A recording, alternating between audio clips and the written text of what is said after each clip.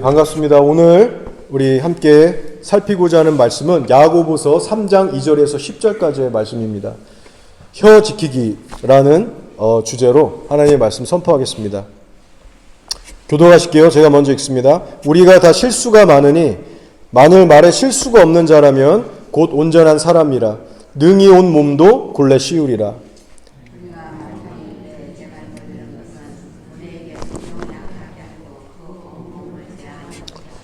또 배를 보라. 그렇게 크고 광풍에 밀려가는 것들을 지극히 작은 키로서 사공의 뜻대로 운행하나니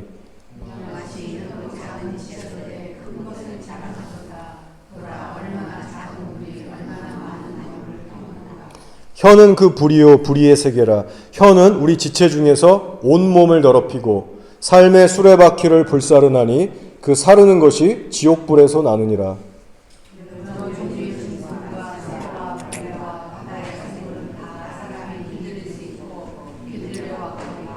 혀는 능히 길들일 사람이 없나니 쉬지 아니하는 악이요 죽이는 독이 가득한 것이라.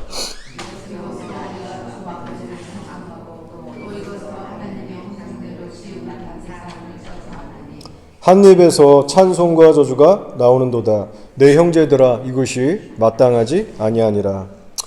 아멘. 야고보서 3장에는 혀에 관한 말씀이 나옵니다. 오늘 말씀은 사실 예수님 믿지 않는 세상 사람들이 봐도 충분히 공감할 수 있는 그런 내용일 거예요. 말을 함부로 하면 인간관계가 당연히 어려워지겠죠. 인생이 꼬이기 시작합니다. 세상 사람들도 다 알고 있는 그 어느 정도의 지혜예요. 그런데 예수님을 믿는 저와 여러분, 우리 성도들은 그 이상으로 하나님을 두려워할 줄 알아야 됩니다. 이게 어떤 지혜를 주는, 뭐 해도 되고 안 해도 되는 그런 차원의 말씀이 아닌 거죠. 그 이유는 구원과 관련되어 있기 때문입니다. 혀를 통제하지 않고 함부로 말하고 계속 살면 예수님과 동행할 수가 없기 때문이에요. 최악의 경우에는 구원을 잃어버릴 수도 있습니다. 자, 성경의 기준에 따르면 사람의 지체 중에서 정말 극도로 위험할 정도로 타락한 부위가 두 파트가 있는데 바로 사람의 마음, 그리고 오늘 본문에 나오는 혀예요. 성경이 절대 위험하고 있다라고 하는 이 두 가지의 신체 파트입니다. 그래서 마음 관리를 안 해도 우리의 신앙은 당연히 무너질 수밖에 없고 혀도 마찬가지예요. 마음이나 혀는 공통점이 있어요. 쉴 새 없이 악을 뿜어낸다는 공통점이 있습니다. 그렇기 때문에 말씀과 기도로 24시간 제어하지 않으면 굽은 길로 우리를 이끌어 간다는 것이죠. 그리고 사실 깊게 들어가 보면 마음과 혀라는 것은 서로 간에 밀접한 연관성이 있습니다. 뒷부분에 가서 이 부분을 제가 좀 더 나누게 될 거예요. 자, 혀를 다스리고 사는 일이 성도들에게 얼마나 중요한 일인가 실제 예를 들어볼까요? 저와 여러분이 일상에서 밥 먹듯이 아무 생각 없이 쉽게 짓는 죄들이 있습니다. 어떤 죄냐면 바로 혀로 짓는 거짓말이라고 하는 죄예요. 오늘도 여러분 거짓말을 하셨을 수 있어요. 알게 모르게. 여러분 예수님을 믿고 계시지만 생활 속에서 거짓말을 자주 하시는 편인가요? 거짓말은 뭐 죄도 아니지 뭐. 한 번도 심각하게 고민해보지 않은 그런 분 혹시 계십니까? 요한계시록 21장 8절을 보시면 거짓말은 하나님 앞에 결코 작은 죄가 아닙니다. 요한계시록 21장 8절을 보시면 지옥의 판결을 받아서 유황불로 들어가는 그 사람들의 죄목 리스트가 나와요. 자, 근데 그 죄 리스트 가운데 나오는 한 가지 죄가 뭐냐면 거짓말이라고 하는 죄입니다. 한번 들어보세요, 말씀을. 그러나 두려워하는 자들과 믿지 아니하는 자들과 흉악한 자들과 살인자들과 음행하는 자들과 점술가들과 우상숭배자들과 그리고 마지막으로 어떤 죄예요? 거짓말하는 모든 자들은 불과 유황으로 타는 못에 던져지리니 이것이 둘째 사망이라. 자, 지금 이 죄목들을 보시면 음행하는 자들, 사람을 죽이는 살인자들, 점치고 우상숭배하는 죄들, 이런 굵직굵직한 죄들이 나옵니다. 그럼 우리가 인간적으로 봤을 때 바로 수긍이 돼요. 지옥 갈만 하네. 그럼 그가 무도한 죄를 졌으니까 당연히 지옥 갈만 하지. 우리 인간적으로 이해할 수 있습니다. 그런데 거짓말은 여러분 어떻게 생각하세요? 인간의 기준으로 보면 이건 죄도 아니에요. 뭐 이런 거 갖고 지옥을 보내? 말도 안 된다라고 생각할 수 있는 겁니다. 그런데 하나님의 잣대로 보니까 지옥 가기 충분한 무서운 죄라는 거예요. 여러분 이것을 깨달으셨다면 말씀을 통해서 이제 혀를 지키셔야 합니다. 거짓말을 쉽게 여기시면 안 돼요. 사람이 무슨 무익한 말을 하든지 간에 예수님께서 심판대에서 다 하나하나 신문하신다고 하셨습니다. 자, 잠언 6장을 보시면 하나님께서 미워하시는 7가지의 죄들이 나와요. 7가지의 그 대죄들. 잠언 6장 16절에서 19절의 말씀인데 한번 잘 들어보세요. 여호와께서 미워하시는 것, 곧 그의 마음에 싫어하시는 것이 옌 7가지이니 곧 교만한 눈과 거짓된 혀와 무죄한 자의 피를 흘리는 손과 악한 괴교를 꾀하는 마음과 빨리 악으로 달려가는 발과 거짓을 말하는 망령된 증인과 및 형제 사이를 이간하는 자니라. 자, 7가지들 죄가 나와 있어요. 자, 근데 이 중에 3가지의 죄는요, 전부 사람이 혀로 짓는 죄들입니다. 정리해드리면, 첫째는 거짓된 혀, 즉 거짓말의 죄고요. 둘째는 거짓을 말하는 망령된 증인, 즉 거짓 증언을 하는 입술이고요. 셋째의 죄는 형제 사이를 이간하는 자. 이간질을 입으로 하죠? 이간질의 죄예요. 그래서 전부 이 3가지는 사람의 혀를 통해 짓게 되는 죄들입니다. 근데 포션을 보면 7개 중에서 3개이기 때문에 43%예요. 거의 반 이상을 차지하고 있다는 겁니다. 그만큼 우리가 일상에서 짓는 죄들 중에서 우리의 혀로 짓는 죄들이 이렇게 많다는 거예요. 여러분 지금 말씀을 들으시면서 뭐 그런 흥미로운 말씀이 있구나. 재미로 들으시면 큰일 납니다. 두려움이 일어나셔야 돼요. 예수님을 믿는다고 하면서 말을 정말 함부로 하는 교인들이 많습니다. 시간이 지나도 안 고치고 감각도 없는 사람들이 많아요. 교인들끼리 만나서 밥하고 차 한잔 하면서 많은 사람들을 뒷담화하고 깎아내리고 부정적인 얘기들을 쏟아냅니다. 어쩔 때는 사실과 전혀 무관한 소문만 듣고 막 과장과 거짓을 보태서 꾸며낸 이야기에 막 얘기하기 시작하고 교인들끼리 모여서 누군가에 대한 흉을 보고 거기에 막 모든 잡다한 것들이 더해질 때 하나님께서 보실 때 과연 작은 죄겠습니까? 성경의 기준에 의하면 무시무시한 지옥 갈 큰 죄라는 거예요. 100% 진실도 아니면서 마치 진실처럼 얘기하는 거짓말들. 아무리 포장해도 거짓은 거짓이잖아요. 나의 말로 인해서 누군가가 어떤 대상을 부정적으로 바라보게 되는 일들, 이런 중상모략 이간질, 엄청난 죄입니다. 나의 말로 인해서 사람 간의 파가 갈라지고 분열되는 일, 지옥 갈 죄라는 거예요. 저도 이 말씀을 준비하면서 두려운 마음에 다시 한번 저를 돌아보고 하나님 앞에 회개하게 됐습니다. 하나님, 제가 혹시 기억하지 못한, 그래서 미처 회개하지 못한 이런 죄들이 있다면 용서해 주세요. 함부로 남 얘기한 죄들, 100%의 사실이 아닌데 어떤 거짓과 과장을 보태서 횡설수설한 죄들, 사람 사이를 알게 모르게 내가 갈라놓게 한 이간질의 말들, 그런 중상모략한 죄들이 있다면 다 용서해 주세요. 그런 말이 있는 자리에 참석한 것도, 함께 거기에 동참했던 죄도 용서해 주세요. 설교를 준비하면서 기도하게 됐어요. 자, 여러분은 어떠십니까? 여러분의 혀는 온전히 통제되고 있으세요? 나는 평생 입술로 죄를 지은 적이 없어. 나는 그렇게 나쁜 말 한 적 없는 것 같아. 나는 괜찮은 것 같아, 내 입술은. 그렇게 자신감 있게 얘기할 수 있는 분은 이 자리에 아무도 없으실 겁니다. 그러나 여러분의 마음에 다시 한번 체크하셔야 될 건, 하나님에 대한 두려움이 있으시냐라는 거예요.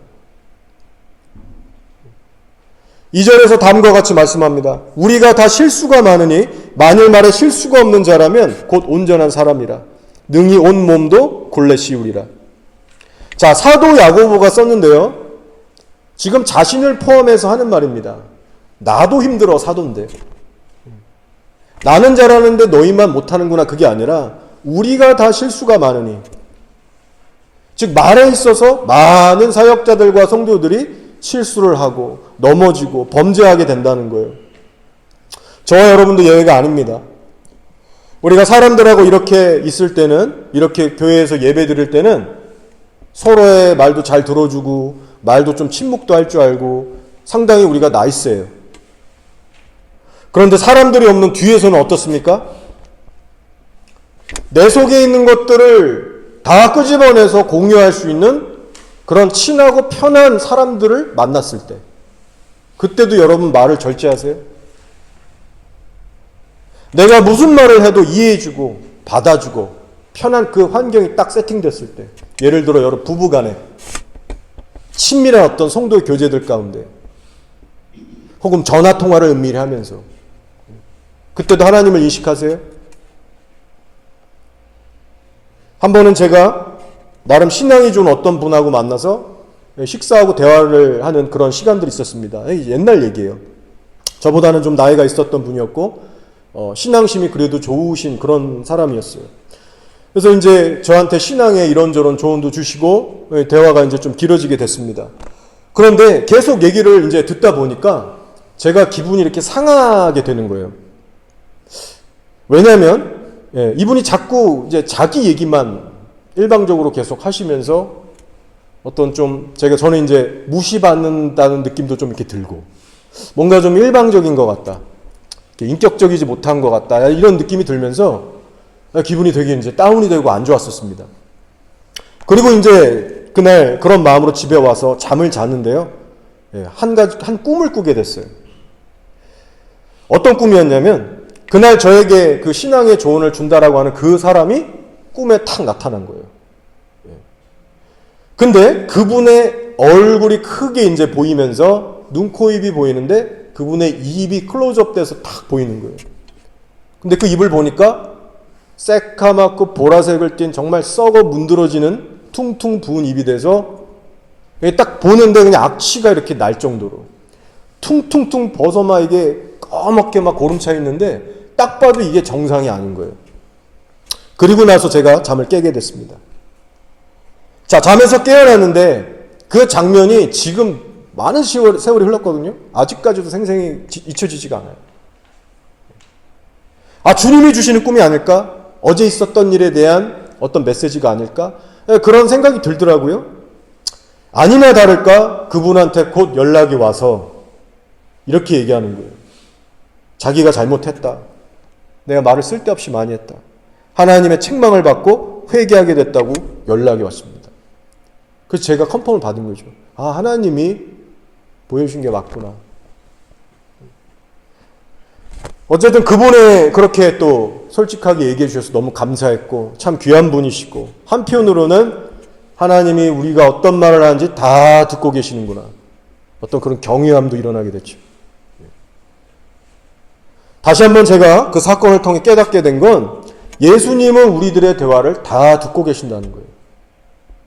그리고 성령의 인도를 받는 성도는 말을 함부로 잘못하고 죄를 지을 때 성령님의 책망과 인도를 받으면서 성장해 나간다는 겁니다. 여러분은 어떠세요? 여러분이 함부로 얘기할 때마다 성령님의 어떤 책망과 간섭을 받고 살고 계신가요? 아, 내가 지금 함부로 말을 내뱉었구나. 성령님이 내 안에서 근심하시고 책망하시는구나. 아, 나 이거 가볍게 넘어갈 수가 없구나. 그렇게 회개가 되세요? 성령 안에서 깨닫고 다뤄지는 과정들이 있으십니까? 만약에 여러분에게 그런 과정이 전혀 없이 교회만 왔다 갔다 하는 신앙이라면 여러분의 구원까지도 사실 의심해 보셔야 돼요. 성령님이 우리 안에 계시면 함부로 나 편한 대로 말하면서 아무런 부담과 고통 없이 그렇게 살아갈 수 없습니다. 양심의 화인을 맞아서 단절된 관계가 아닌 이상 그렇게 될 수 없어요. 저도 혈기가 많은 사람이라서 말에 실수가 많은 사람입니다. 지금도 많이 고쳐졌지만 계속해서 저도 싸우고 있어요. 제가 고칠 수 있었던 건 하나님, 성령님의 도우심이 있었기 때문에 그나마 여기까지 올 수 있었습니다. 제가 말을 함부로 하고 다니고 상처 주고 막 그러면 제 안에 계신 성령님이 막 찌르시고 사정없이 막 때론 두렵게도 하시고 그냥 넘어가시지 않는 거예요. 그러니까 저는 속이 힘들어서라도 서서히 고쳐나갈 수밖에 없었어요.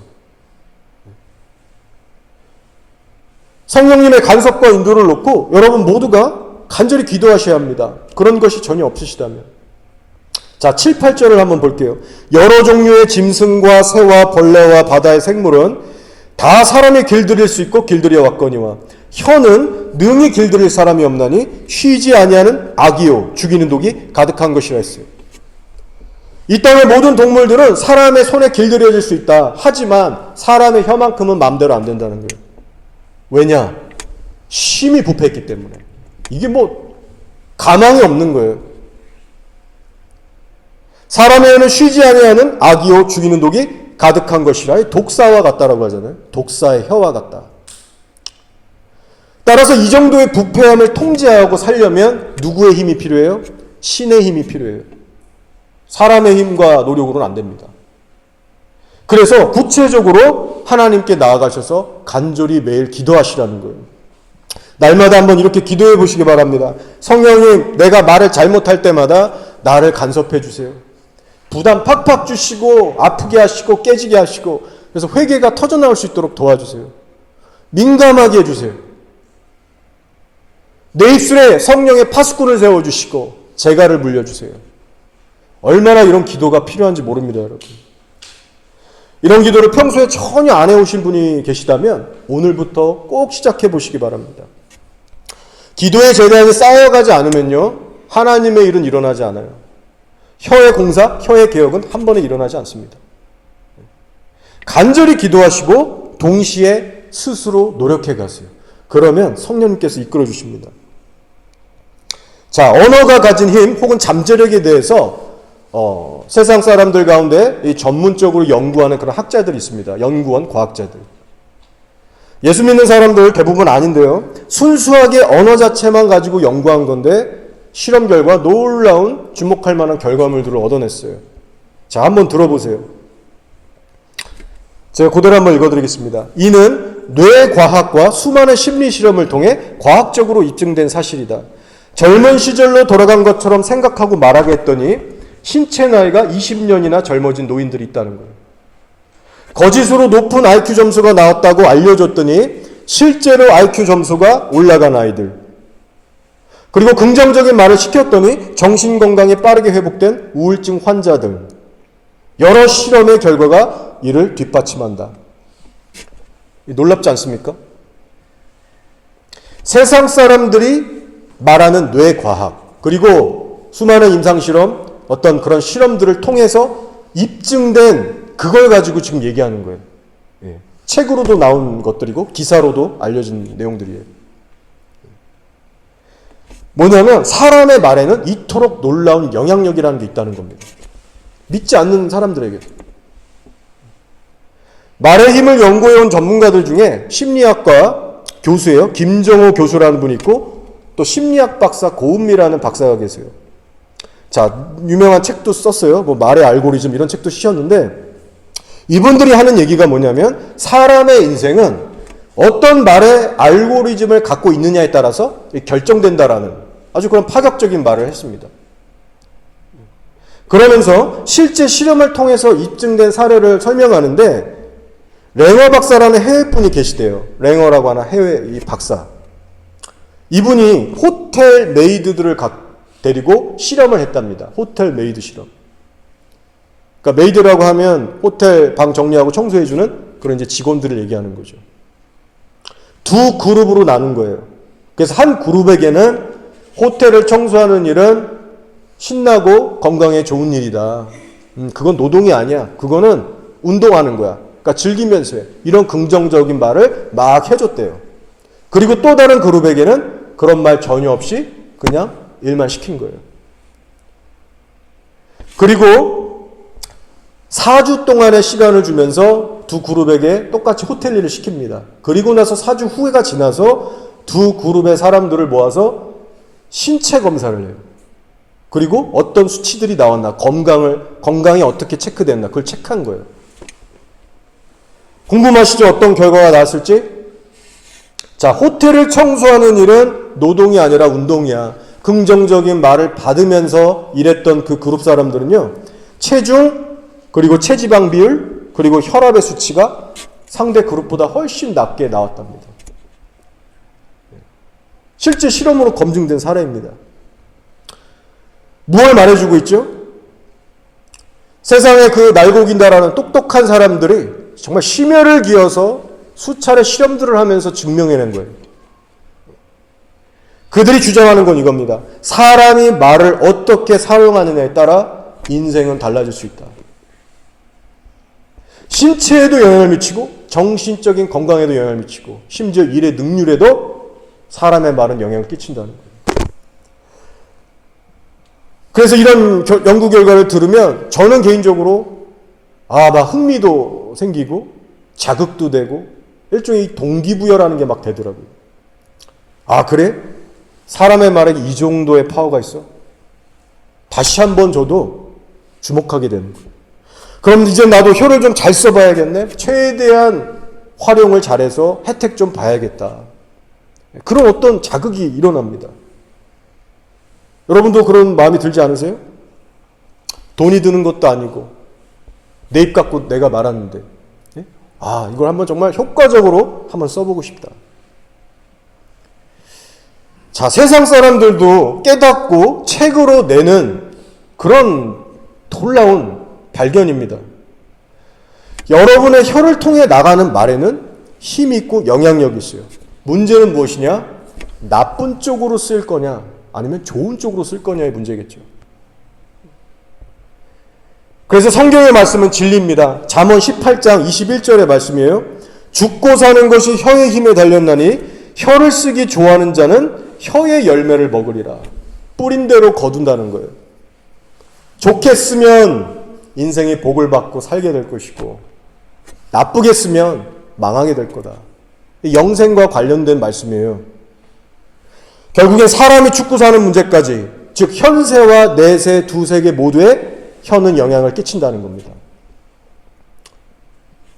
여러분, 예수님을 믿는다라고 하면서 말을 함부로 내뱉고 살잖아요.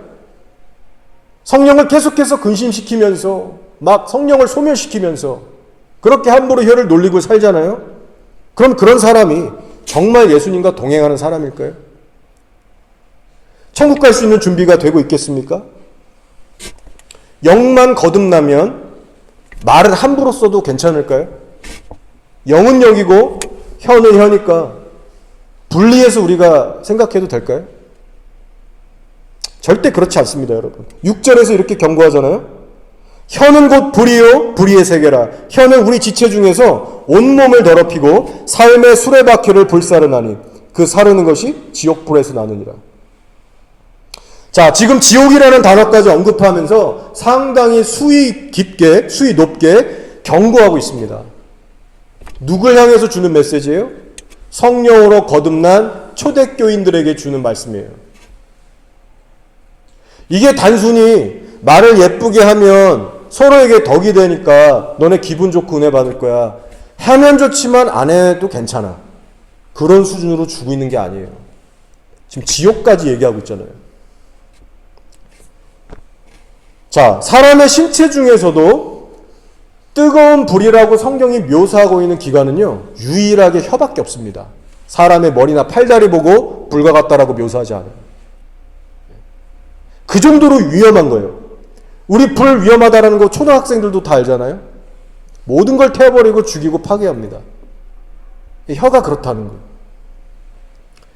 그래서 혀라고 하는 작은 지체를 잘못 쓰면 온몸이 더럽혀질 수 있다고 경고하는 거예요.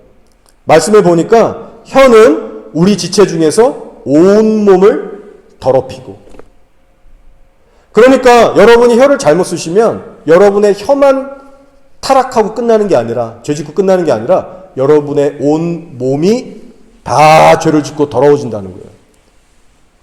또 영어로 보면 이 온몸이 the whole person이라고 나오는데요. 여러분, 사람은 육신의 이 몸뚱아리로만 구성되어 있지 않습니다. 혼과 영과 몸으로 되어 있어요. 그러니까 여기서 말하는 이 지옥불에서 나오는 이 불로, 혀로 온몸이 다 더럽혀지고 태워지면 영혼 몸이 다 더럽게 된다는 거예요. 하나님 만날 준비가 될까요? 소위 사람들이 얘기하는 내 영은 거듭났으니까 내 혀와 몸뚱아리 짓는 죄는 괜찮아. 이거 완전 이단주의 사상이거든요. 야고보서는 그렇지 않다. 혀 잘못 쓰면 온몸에 불이 다 붙어서 지옥 갈 수 있다라고 얘기하는 거예요. 말씀에 이르기를 혀는 삶의 수레바퀴를 불사르나니 라고 말씀합니다. 즉 혀를 잘못 쓰고 살면 삶의 집안, 그 인생 전체가 타버린다는 거예요. 멸망한다는 얘기입니다. 여기서 삶이 망가진다는 건 결코 좋은 표현이 아니에요. 혀 때문에 온몸이 더럽혀지고 삶 전체가 불살라지기 때문에 그 끝은 천국이 아니다. 거듭난 성도들에게 주는 말씀이에요.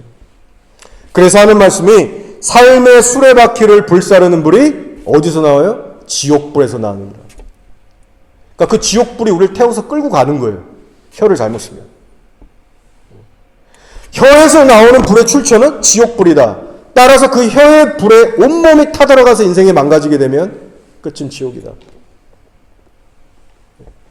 따라서 여러분이 이 혀의 심각성을 이렇게 배워나가실 때 이제는 구체적이고 전투적인 신앙생활 자세로 이 혀를 제어하면서 사셔야 됩니다. 자, 예를 한번 들어볼게요. 여러분이 누군가를 이제 만나서 얘기해야 되는 어떤 만남의 일정이 잡히신 거예요.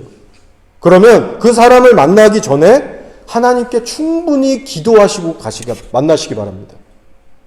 하나님, 오늘 만남 속에서 제발 제 입으로 상처 주는 말 하지 않게 하시고, 저 사람이 시험에 들 만한 어떤 그런 악한 말 하지 않게 하시고, 쓸데없는 거짓말, 어떤 험담, 중상모략, 이간질 이런 거 안 할 수 있도록 내 마음을 붙들어 주세요. 여러분이 누구를 만나시기 전에 항상 입술을 위해 기도하고 나가시는 그 거룩한 습관이 너무나도 필요합니다. 헤어지고 나서도 마찬가지예요. 내가 이 사람하고 1시간, 2시간 얘기하고 헤어지는데 혹시 내 입술로 범죄한 건 없습니까, 주님? 묻는 습관이 너무 중요합니다. 항상 나를 돌아보는 거죠. 집으로 돌아가는 차 안에서도 이제 집으로 돌아가면 내 가족들이 날 기다리고 있고 또 부딪히면서 얘기를 해야 되는데 가족들에 대한 그 관계를 놓고도 또 기도하고 가는 거예요. 차를 몰면서. 하나님, 내 혀로 우리 가족들에게 상처 주지 않게 해주세요. 죄 짓지 않게 해주세요. 그러니까 내가 누구를 만날 때마다 그 대상을 놓고 계속 기도하는 겁니다. 내 입술에 파수꾼을 그렇게 세워나가는 거예요. 그냥 뭐 가끔 가다가 아침에 뭐 그냥 한 문장으로 내 입술 지켜주세요. 그거 끝나는 게 아니라 만날 때마다 바꿔가면서 기도를 하는 거예요. 주야로 기도하는 거죠. 그런 반복되는 훈련을 통해서 실패도 해보고 쓴맛도 보고 울면서 회개도 해보고 그런 수많은 반복되는 훈련들을 통해서 서서히 고쳐져 가더라고요. 따라서 여러분이 하루하루 만나는 그 사람들, 대상들을 놓고 일일이 기도하시기 바랍니다. 처음에는 쉽지 않으실 거예요. 의식조차 없으실 거예요. 아, 기도 안 했네? 근데 이게 계속 몸에 붙기 시작하고 체질이 되면 이것만큼 또 자연스러워지는 게 없습니다. 유익을 경험하시게 될 거예요. 자, 그리고 기도 외에 한 가지 더 구체적으로 하셔야 될 것이 있는데 뭐냐면 먼저 말씀을 한 구절 읽어드릴게요. 누가복음 6장 45절입니다. 예수님이 이렇게 말씀하셨어요. 선한 사람은 마음에 쌓은 선에서 선을 내고 악한 자는 그 쌓은 악에서 악을 내나니 이는 마음에 가득한 것을 입으로 말함이니라. 자, 예수님의 이 말씀에 의하면요, 말의 뿌리는 마음에 있다라고 말씀하시는 거예요. 둘이 연결되어 있습니다. 말과 마음은. 마음에 품고 있는 것이 입 밖으로 나간다는 거예요. 그래서 어떤 사람들은 자기가 이렇게 뭔가를 얘기해놓고 깜짝 놀라면서 아니 내가 어떻게 이런 말을 했지? 본인이 의아할 때도 있는데 사실은 그 마음속에 있는 걸 나간 거예요. 본인이 그걸 몰라서 그렇지.